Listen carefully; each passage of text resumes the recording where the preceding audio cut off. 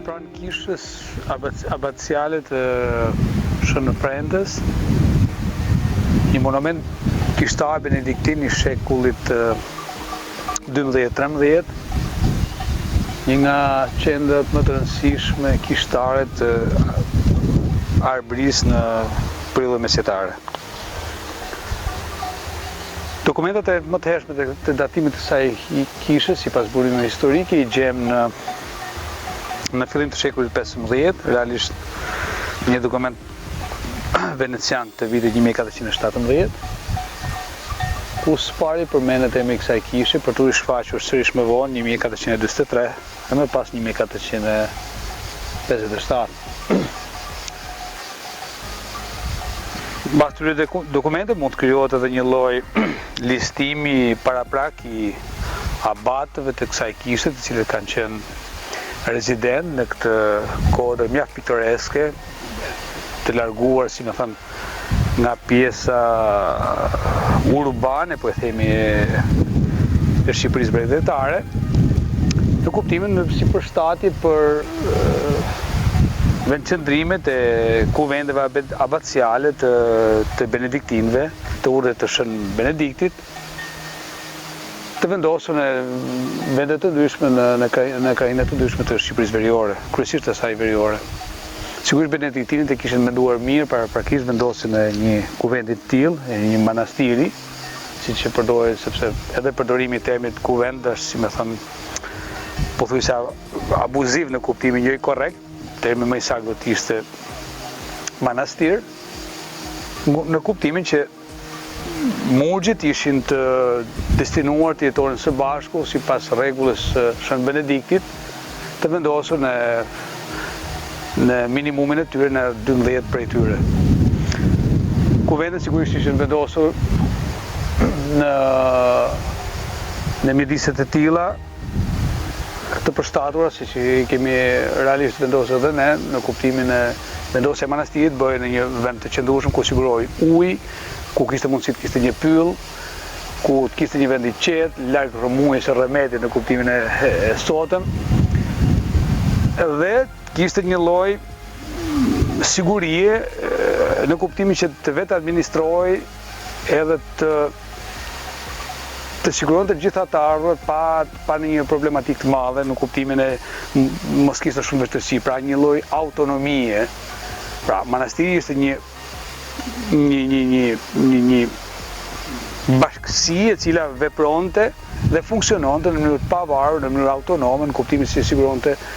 si më thënë në termin e sotëm, një vend financuar, në kuptimin prej vetes. Kushtuar në lutje, me motën e tyre të famshme, ora et labora, luto dhe puno, dhe mbas kësaj këtyre dokumentimit deri në hyrjen e pushtimit osman, diku në fundin pas vdekjes së Gjergj Kastriot Skënderbeut 1968,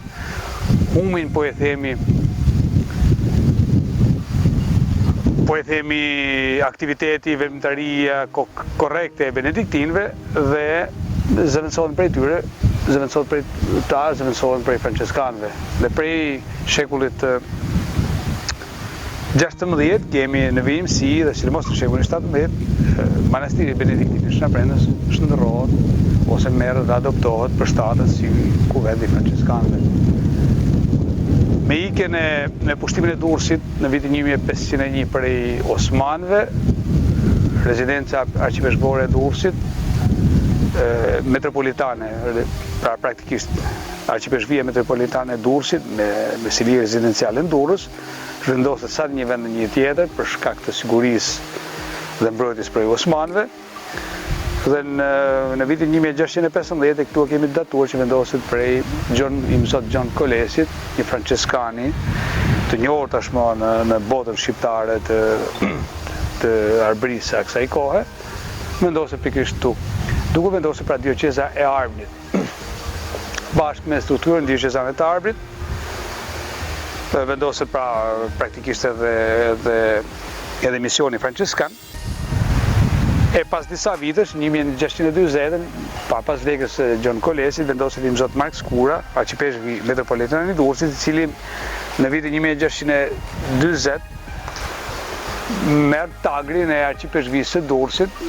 në kuptimin së bashku me diecezën e Arbërit, duke institucionalizuar këtu deri në gjysmën e dytë të shekullit 19. Kohë në cilën